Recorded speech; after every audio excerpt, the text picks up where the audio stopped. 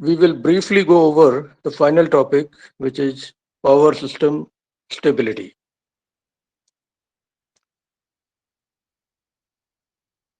The formal definition is right here. It's a little too long.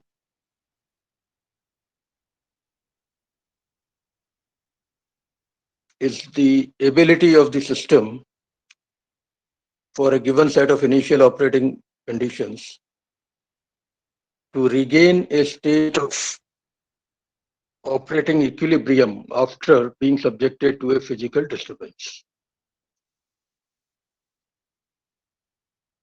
That is the essence.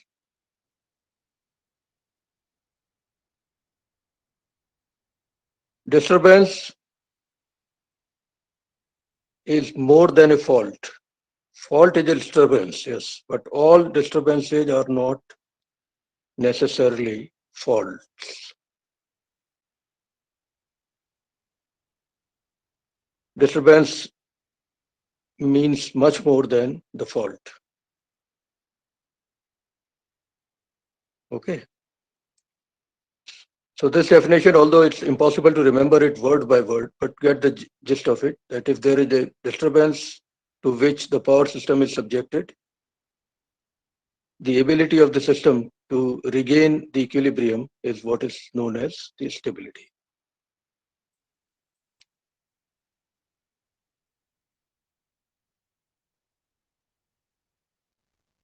Okay. Now, what is a disturbance? The disturbances can be faults for sure. They can also be load changes, unexpected changes in the load. Last year, around this time, the Prime Minister of the country gave a call that we should all shut down our lights for 9 minutes. That was a disturbance, serious disturbance to power engineers. We planned for it, of course, and we survived. Because if everybody shuts down lights, the load gets reduced seriously.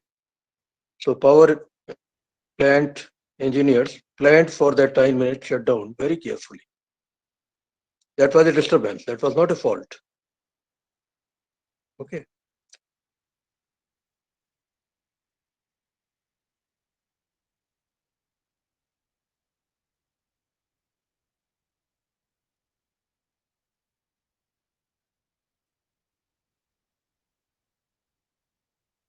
Now, stability can be measured in terms of several parameters, and three main parameters are voltage, frequency, and the rotor angle, the torque angle of the, or rather, what should I say, load angle, that is the phase shift or phase angle between induced EMF and terminal voltage in the generator. It is given several names: rotor angle, load angle, torque angle, and whatnot. What it means is the phase angle between the induced EMF in the synchronous generator and the terminal voltage. And frequency, of course, you know, is the frequency of the signal being generated by each generator. And voltage stability, you can easily relate to it. Nominal voltage plus minus how much. The important thing is that if a disturbance has occurred after the disturbance is over, how fast the system regains equilibrium in terms of these three parameters.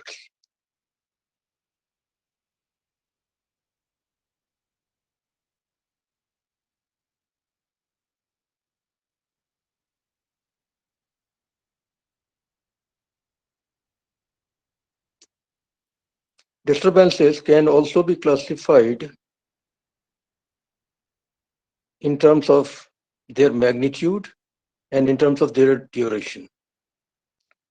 Small magnitude versus large magnitude. It is very difficult to put numbers here, but we use intuition, 9 minute shutdown in, or 9 minutes reduction in load was probably not too large, but it was not too small either, 9 minutes is a long time for a power system to see a small load. And because almost everybody was shutting down lights, so the magnitude of the disturbance was quite large, but the duration was not probably extremely large, but it was still not short. Typical definitions used for duration are given here. If the disturbance has a duration lasting from 10 to 30 seconds, we call it short term.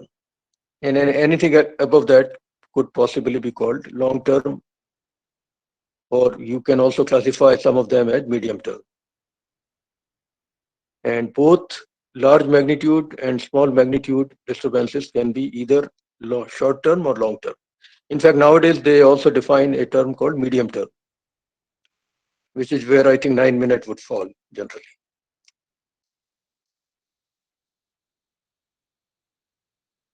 Now, this diagram you may not be able to see properly, I know that, but it basically tells you what we have been discussing. I'll read it out to you. When you get the document, you will be able to read it carefully.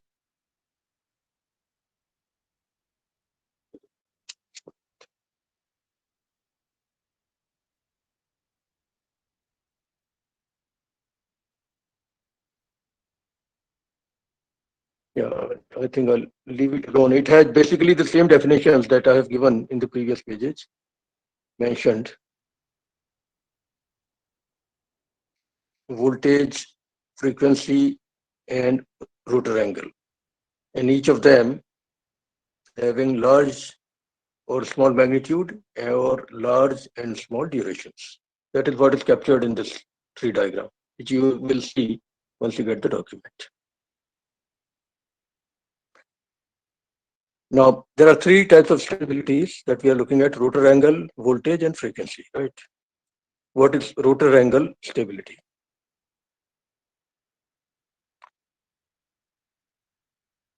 Is the ability of the system to remain in synchronization when subjected to a disturbance. What it means is the phase angle between induced EMF and the terminal voltage should not change, or at least should regain the original value as soon as possible after the disturbance. That's rotor angle stability. The rotor angle of a generator, it is synchronous generator, of course. In the power systems, we only have synchronous generators. The rotor angle depends on the balance between the electromagnetic torque due to generators, electrical output power, and the mechanical torque due to mechanical input power supplied to the prime mover. So basically, electrical power and mechanical power, they generate electrical torque and mechanical torque. And essentially, the balance between them is what is dictated by rotor angle.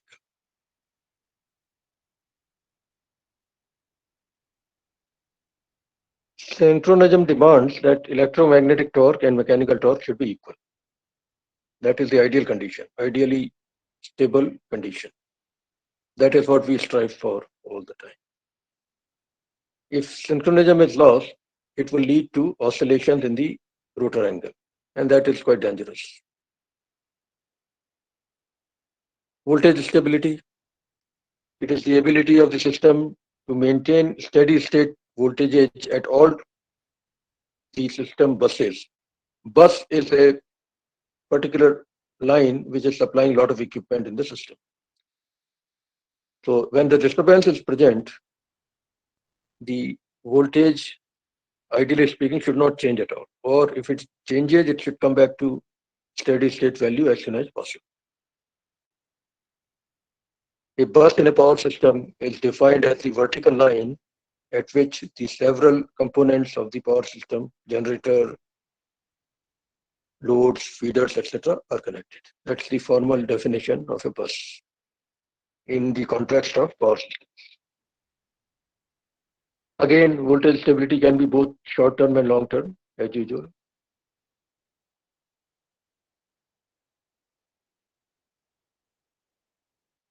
While rotor angle stability mainly depends on the balance between real power generated and the demand of power, the voltage stability mainly depends on the balance between reactive power demand and the reactive power generation.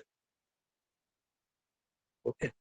These are things that need mathematical proof, but we don't have time for all that.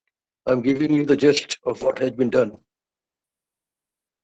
by people who have investigated these topics. Frequency stability is the ability of the system to maintain a steady frequency following a severe disturbance, okay, between generation and load. You're generating too much and you're not loading too much. That's a serious disturbance. Or other way around also. Yes, both ways it's a serious physical disturbance. Frequency instability leads to sustained frequency swings.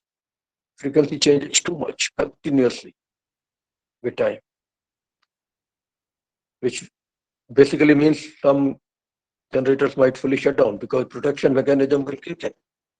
We'll say frequency is too much beyond expected normal window values, and it will shut the generator down.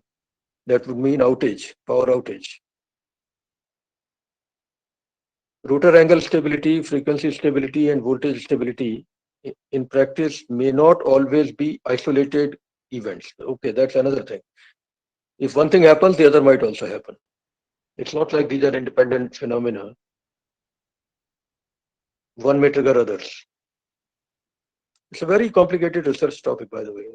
Power system stability is a lifelong career, both in academia and in industry. IEEE transactions and IEEE journals and conferences are full of research papers on this topic every month. Now, another way of classifying power system stability is transient stability versus something else. Let's see. What is the transient stability? Ability of the power system to return fast to normal conditions after a large disturbance. That is called transient stability.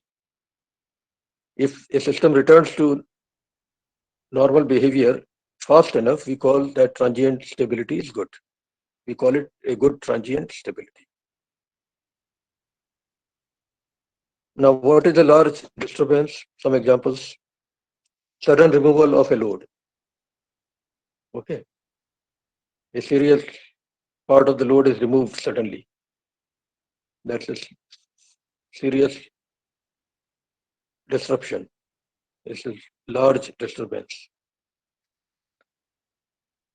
Line switching operations, the current being, moved from one path to another unexpectedly. We try to avoid it, but switching can occur in an undesired manner. So that will be a large disturbance as well. And of course, if some currents are very large, that's a large disturbance also. These are magnitudes of the disturbance. Duration is another thing. Now, steady state stability means ability of the power system to maintain its initial conditions after small disturbance.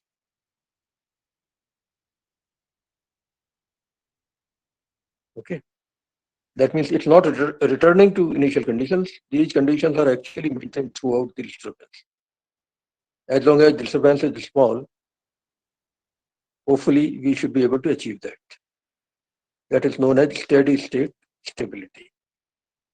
Another way of defining the same thing is ability of the power system to reach conditions very close to initial conditions when the disturbance is still present. Even if the disturbance is continuing to be present and the power system has come back very close to what it initially was doing, we will say that we have got steady state stability.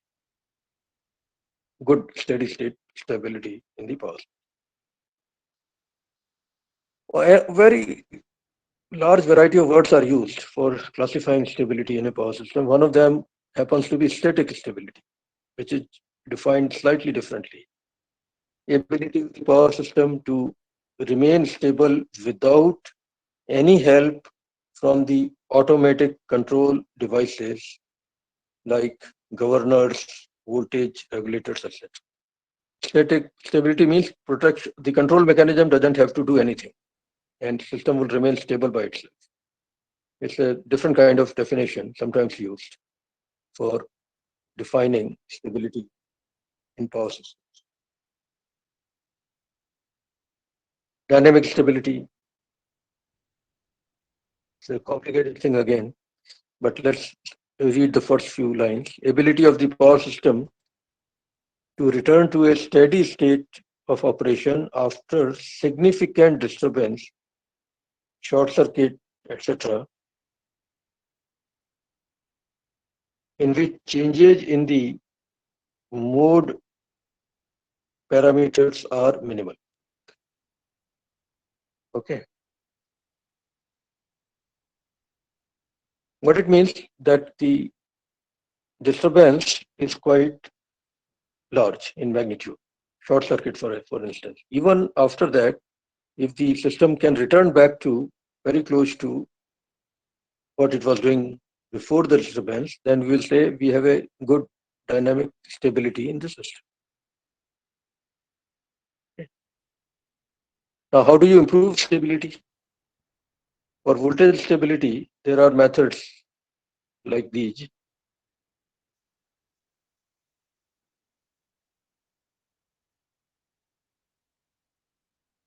So the system state enters a voltage instability region. Fine. What are the methods?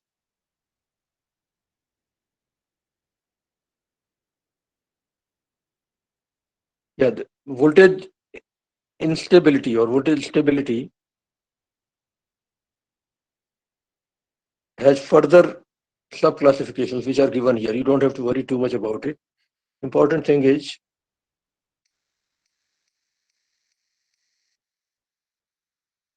how do you rectify the problem? A large number of shunt capacitors are used to ensure that voltage does not change much from its normal value, even if disturbance is present. That is the key factor that you should be aware of. Several properly chosen capacitors in parallel with the supply do the job of improving voltage stability. That's the outcome of this particular set of discussions.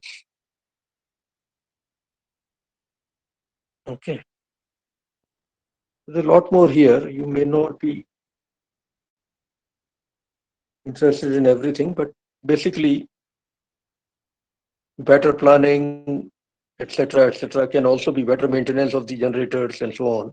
These are also methods, and tap changing, transformers. These are other methods that could be also used to improve the voltage stability. Now, frequency stability, how do you improve it? This is actually a serious issue, very serious issue.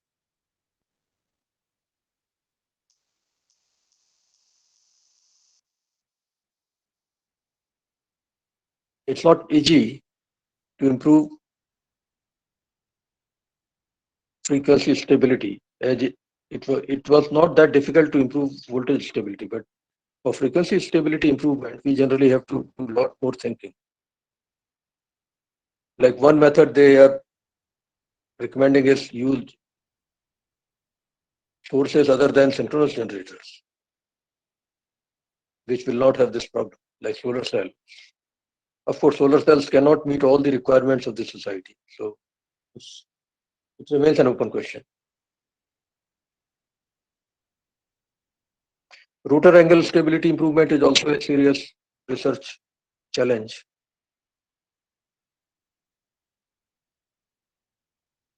Lot of electronically controlled circuits are used to try to improve rotor angle stability as much as possible.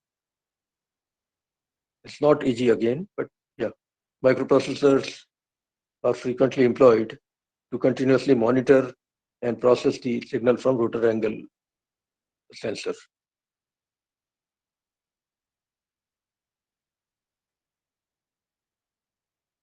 Instead of synchronous generators alone, we could use a combination of synchronous generators and induction generators. That's a method which is actually being used nowadays. It helps in improving rotor angle stability. Okay. Now, protection devices I have already spoken about in the previous lecture, but they are repeated here. Four main components: fuses, circuit breakers, relays, and switches. I think we have gone through all this in previous class, but let's read it once again. Fuses. Current interrupting device. Fuse is a current interrupting device which breaks the current by fusing the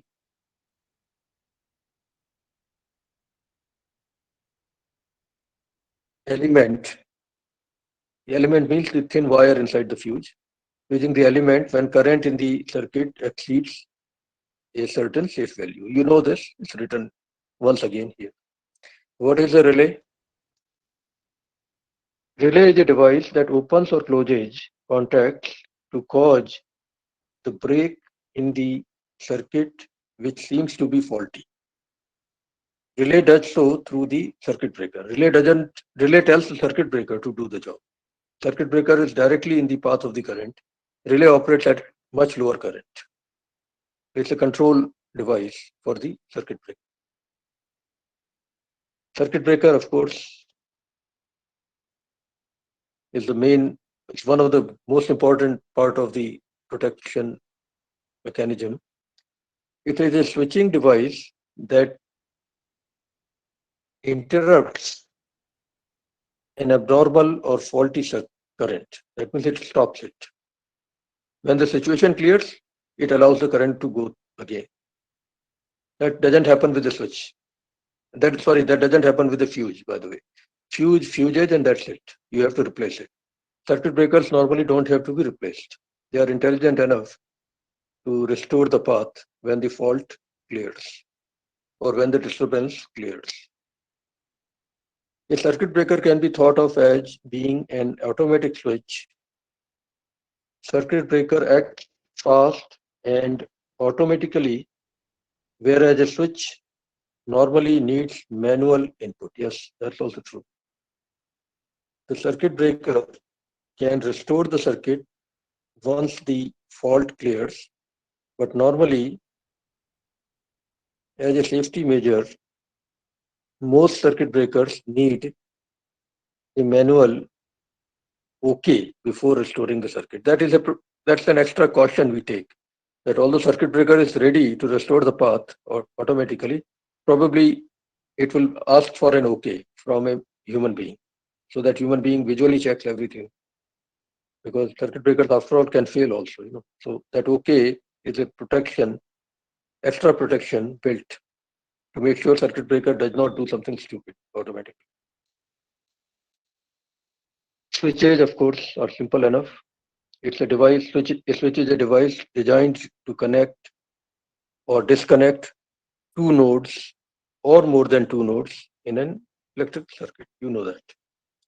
The switch is normally a manually operated device.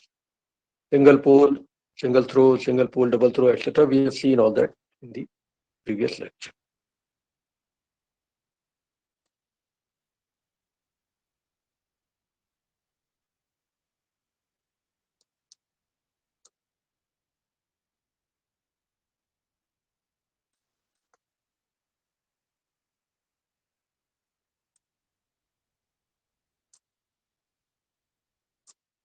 Now, one more thing before I close for this lecture is the so-called swing equation. We don't have time to do the mathematics, but I want you to be aware of the name at least. The behavior of the synchronous generator, or in fact, more than one synchronous generators in parallel, is governed by a nonlinear differential equation called swing, SWING, swing equation. The derivation of that equation requires time, and we don't have that time left here. So I thought I'll show you at least in a document where they've done it. Don't get worried. It will not be part of the exam. The swing equation will not be there in the exam, but I want you to be aware of the word at least. In this document, first of all, they are mentioning things about stability. Power systems operate in synchronous modes, obviously. The rotor angle is kept constant as much as possible.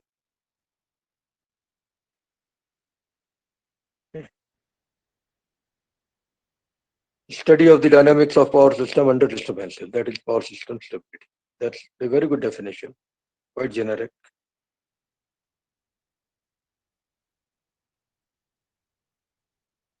Loss of synchronism, I told you that already, is what is meant by unstable behavior. Some synchronous generators doing things differently from the others. That is called instability.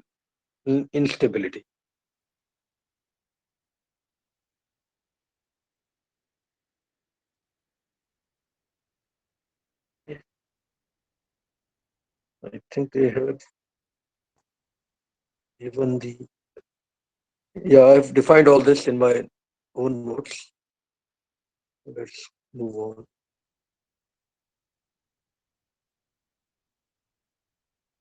Lot of definitions which are there in my own notes as well. Typically, this is how the synchronous generator looks. Okay. And schematically, you show the generator with mechanical input and electrical output. Ideally, the real power, or rather mechanical power going in, should be equal to the real power being generated. That is called the stable behavior. But in practice, it will never be so.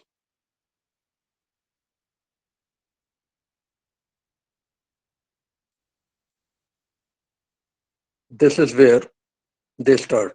Power balance equation, they write, and then they do some derivations, and they build further an equation like this. We don't have time to go through the derivation, but I want to show you what comes out fine.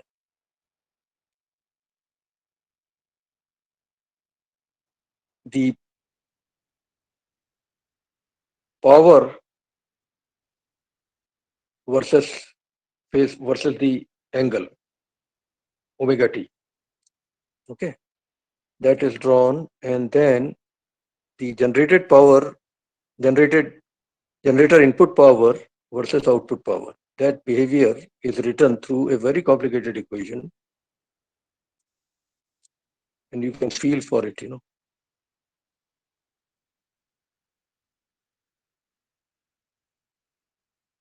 Output power and load angle plot is obtained from that equation. And it is found that output power will be maximum for a particular value of load angle, which is very close to 90 degrees.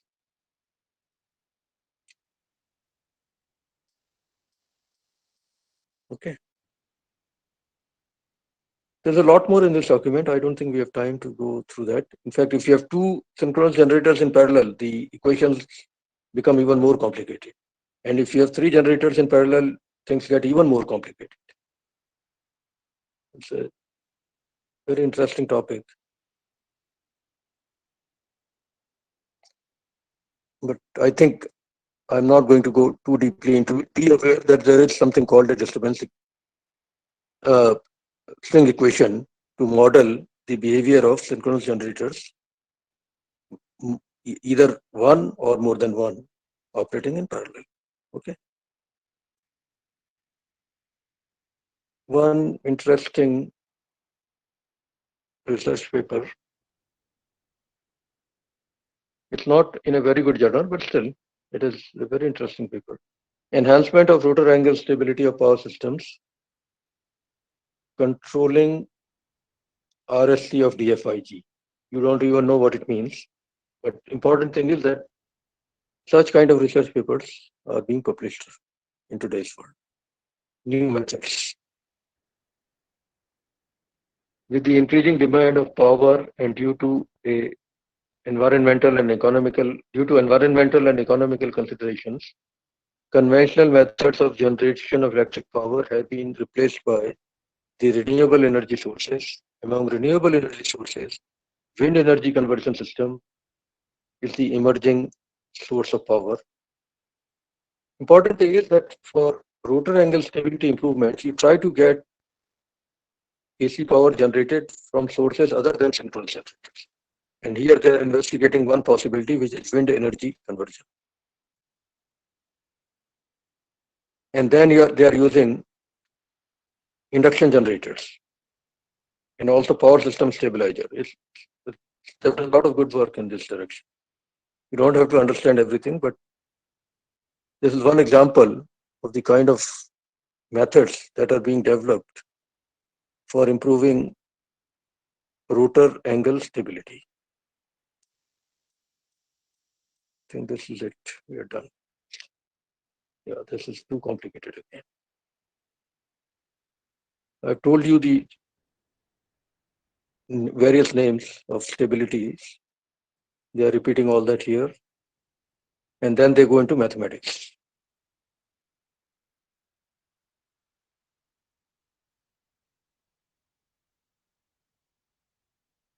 You can read this, at least the first part of this document if you want to get a better feel. This diagram is also there in my notes, I think.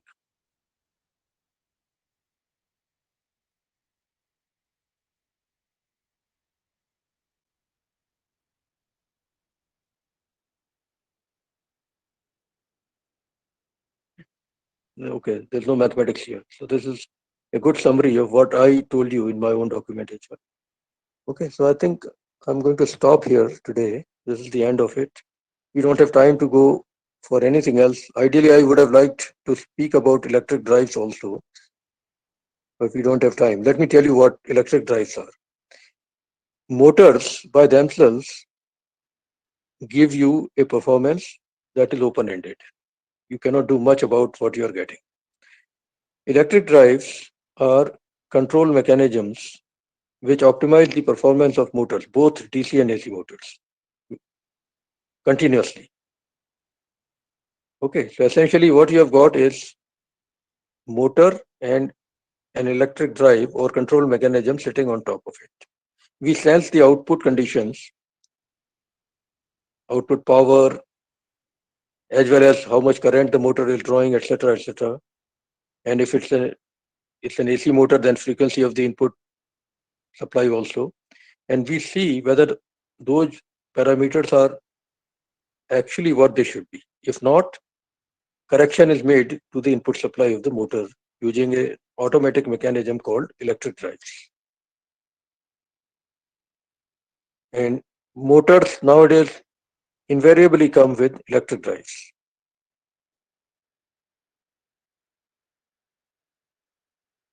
Again, a very brief introduction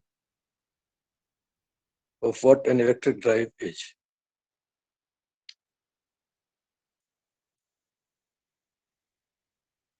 No motor is complete nowadays unless a drive is there with it.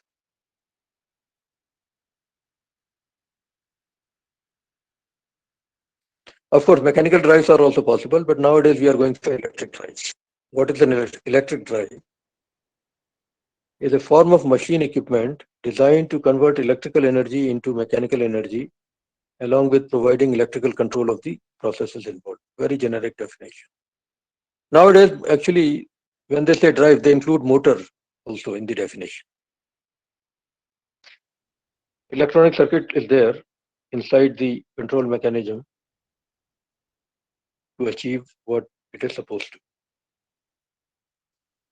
The block diagram of an electric drive is shown right here. You have the AC or DC input. Before it goes to the motor, you put a control mechanism called power modulator. You look at the output of the motor and sense it for frequency, not frequency of course, but for power, torque, etc. and feed the info back to the power modulator, which modifies the input supply to motor accordingly. so that an optimum performance of the motor is continuously obtained. That is the theory.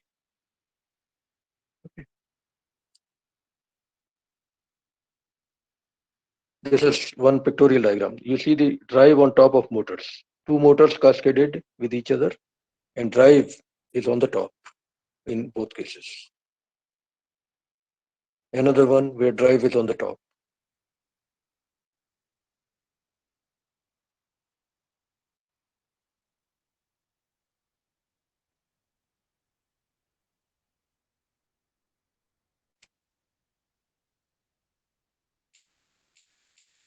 Now, for industrial applications, this may be of interest to you someday. Depending on the nature of application, the selection of motor is done differently. I've given some examples here. How to select motor for a given application. These are the factors that are kept in.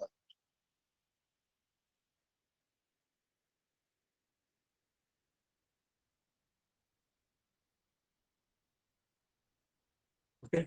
Most of them are self-explanatory, I'm sure. And drives, of course, can be of three types: group drive, individual drive, and multi-motor drive. In group drive, a single motor drives a lot of equipment. Okay. It's more economical.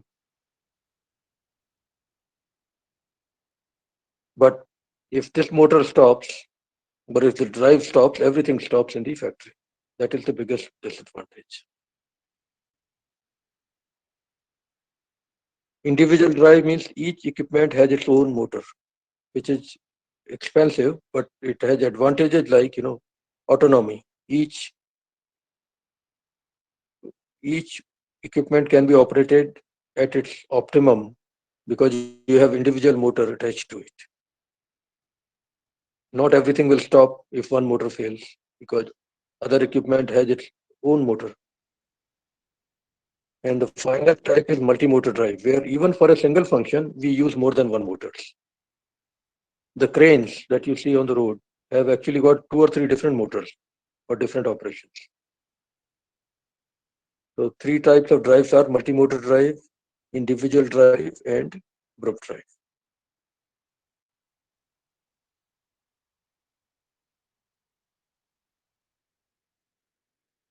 This is a list of practical applications of motors versus what kind of motors are used.